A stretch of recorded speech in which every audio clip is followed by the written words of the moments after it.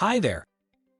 Let's uncover another enterprise-ready marketing and personalization module by virtocommerce.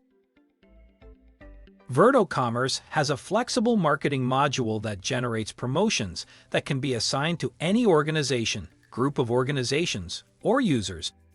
Each promotion consists of key conditions that define who gets what and why. The target audience might be defined using built-in groups like everyone, first-time buyer, and others. You can also add custom user group, and all the companies that are marked with that custom tag will get the promotion.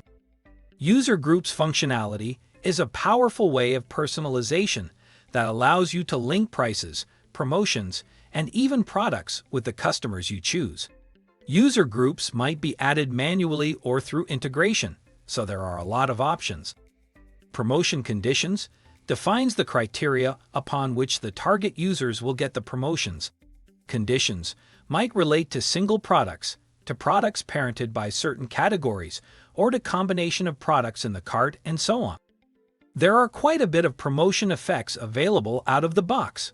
A customer may get a fixed discount, percentage-based discount, gifts, free shipping, and more.